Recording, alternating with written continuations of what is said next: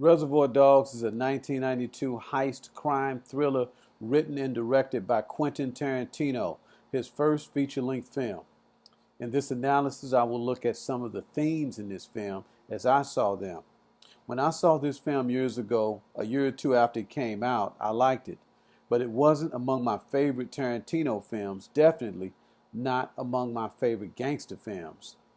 There were things in this film that I felt added color to the story, like the dialogue, of course, and the anecdotes, especially the one given by Mr. Brown and his interpretation of Madonna's song Like a Virgin.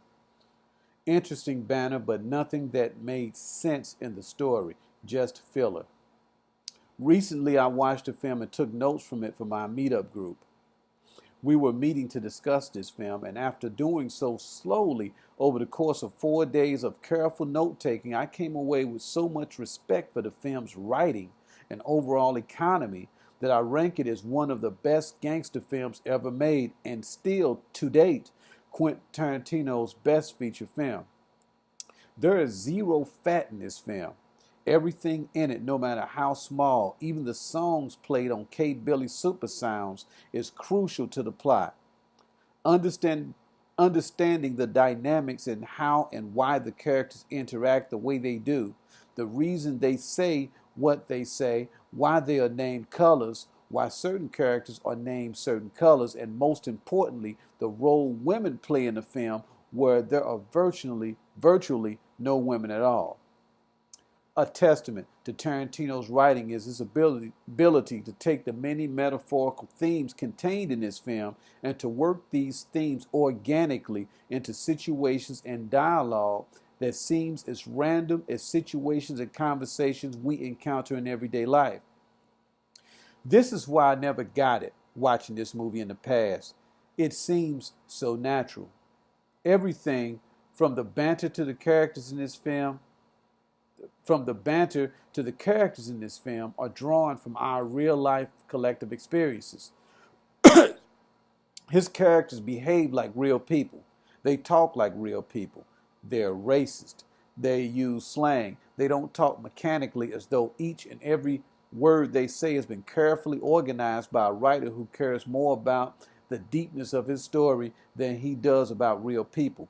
This is how Tarantino hides the intelligence in this film and all of his films, like the scene where Freddie or Mr. Orange seems to vanish into the wall of graffiti as he reads his script. Anyway, here are the themes as I see them in Reservoir Dogs. Enjoy. Colors. The colors in this film are metaphors. White is synonymous with innocence, naivete, and experience, and inexperience. Not necessarily from the standpoint of good. Mr. White is a criminal.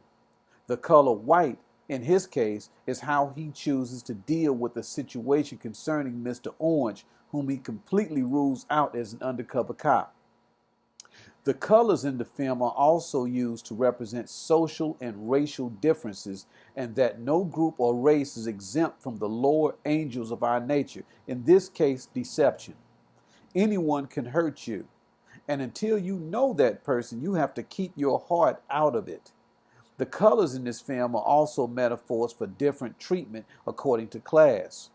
In the diner scene at the beginning of the film, when Mr. Pink is explaining his reasons for not tipping, he asks Mr. White why society says he should tip waitresses and not tip a worker at McDonald's when they are both serving food to customers. His view foreshadows the cynical view he has of his fellow robbers after the diamond heist, and this also foreshadows Mr. White discounting Mr. Orange as the undercover cop who rats them out. Sex. Although there are no women in this film, at least in starring roles, there's a latent masculine/feminine dynamic between Mr. White and Mr. Orange. Mr. White plays the feminine role in the relationship in expressing the feminine qualities of compassion and comfort, alternating between being a mother and a woman in denial concerning her untrustworthy man. The mother. Notice how when Mr. Orange is bleeding and hysterical, how Mr. White comforts him, coos him like he's a baby. How close their faces are when they are laying on the floor together. The fear and fragility in Mr. Orange's voice. How defensive Mr. White gets when Mr. Pink says that Mr. Orange might be a snitch. The lover. The dialogue in this film tells the story first. Then the story plays out according to the dialogue.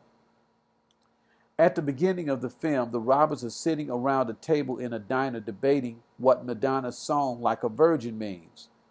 Mr. Brown alludes to Mr. White and Mr. Orange's relationship with his interpretation of the song, saying that it's about a woman who's had a lot of sex and meets a guy with a penis so big that the pain makes it feel like a virgin.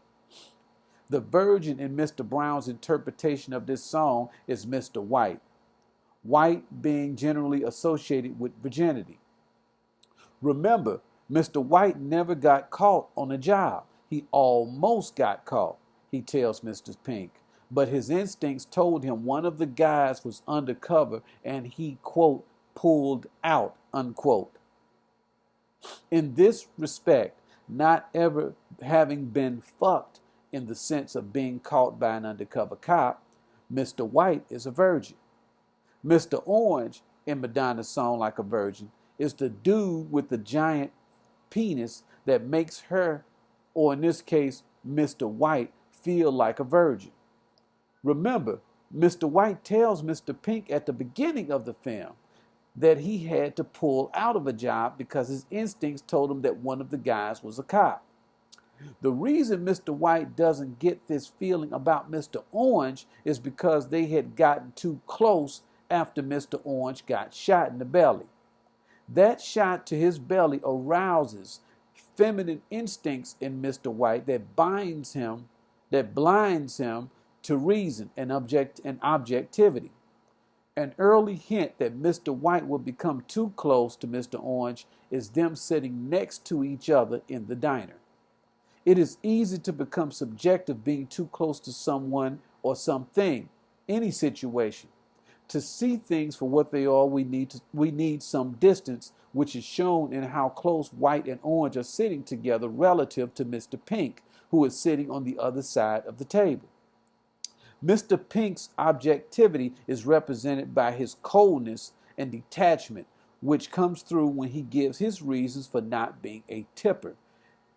His callousness shows that he doesn't let his emotions override his principles, and that he is able to cut off his emotions and think rationally, foreshadowing the tension between he and Mr. White over whether or not Mr. Orange is a cop. Another interesting thing about Mr. Pink not tipping is that a tipper, quote unquote, is the same thing by definition as a snitch. This explains the sour look on Mr. Orange's face in this scene, sour not just on account of Mr. Pink being a cheapskate, but sour because he knows that Mr. Pink isn't naive and he's been, in the metaphor of Madonna's song, fucked before. In another allusion to sex and the like a virgin metaphor, Mr. Pink tells his undercover cop mentor, "I'm up his ass," meaning Joe's ass. Late in the movie, the men are in a car and on their way to meet the boss, Joe, to go over the heist. They strike up what seems like a random discussion on black women and white women and how much the women take off their men. Pink insists that black women and white women differ in how much abuse and mistreatment they take off men. Black women don't take the abuse from men that white women take, according to Mr. Pink. The black women who take no stuff is Mr. Pink, and the white women who are passive is Mr. White. Again, Tarantino uses colorful dialogue exchanges to foreshadow the characters and the plot. Female intuition. The gut plays a big role in this film. 2 Corinthians 5 and verse 7. For we walk by faith, not by sight. Throughout the film, characters refer to their instincts, their gut, their intuition. Following the heist, Mr. Pink kicks himself for not following his gut and pulling out of the heist. Mr. Pink says he avoided getting caught in a previous job by following his instincts. At the end of the film, Joe Cabot kicks himself for ignoring his gut feeling about Mr. Orange. Our instincts are our sixth sense, there to detect what we can't pick up on the surface. The colors Joe assigns the robbers have an obvious purpose, but the colors also serve two symbolic functions. One, to put everybody on an even playing field where they all have to rely on their instincts, since Joe orders them not to share any of their personal information.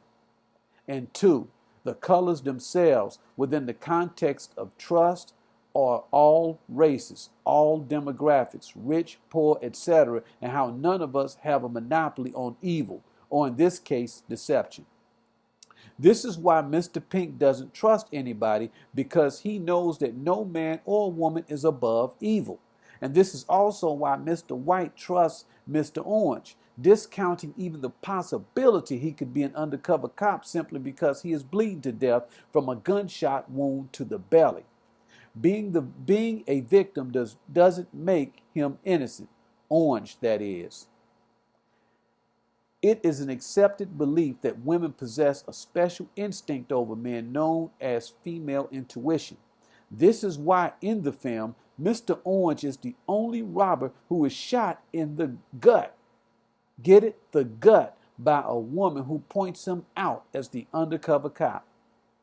Backing up this assessment is Mr. Pink, whose color pink is associated with femininity.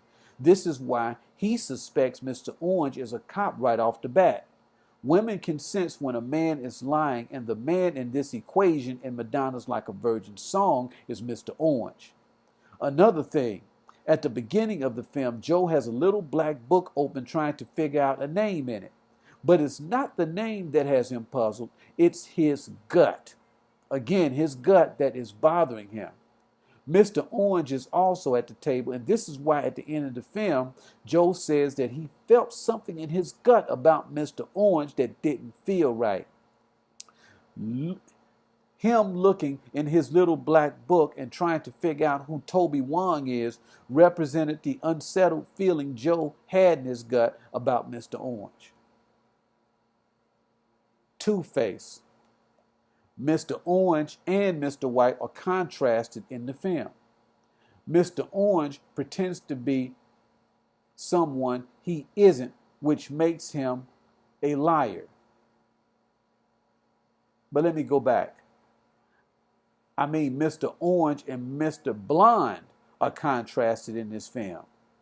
Mr. Orange pretends to be someone he isn't, which makes him a liar. Mr. Blonde is a psychopath, but he doesn't hide behind a fake persona. Plus, he has a great deal of character, shown by him doing 4 years in prison instead of ratting out his boss. In the flashback scene where Mr. Blonde meets with nice guy Eddie and Joe after getting out on parole, they make no effort to hide their names behind a color, and they don't have a problem with bringing him in on the diamond job because he did 4 years in prison for Joe when he could have ratted his way out of it. Orange, as a fruit, is associated with sunshine. But in this situation, the sun is false or pretending to be something that it is not. Take the U out of sun and replace that U with an O, and put the word son in the biblical context in which it is commonly associated with Antichrist. And then you have Mr. Orange. Antichrist being an imposter pretending to be someone he is not. That concludes my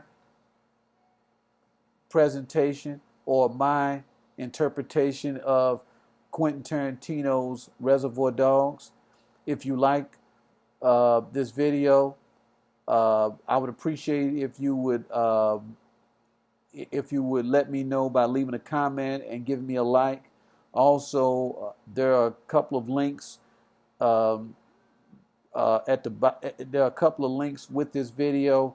One going to my blog where I have all of my movie reviews, and I have other um, film breakdowns such as this one. And the other link is going to a group um, that I have uh, that meets about twice a month, sometimes every week. Right now I got it down to twice a month because I'm doing a lot of film writing right now. But we meet every couple of weeks to discuss film, such as the video that you just watched. And also, I would appreciate it if you could leave a tiny donation of maybe a quarter or 50 cents that could go towards um, helping me to make more of these videos. Again, thank you for watching this video, and stay tuned for my next video.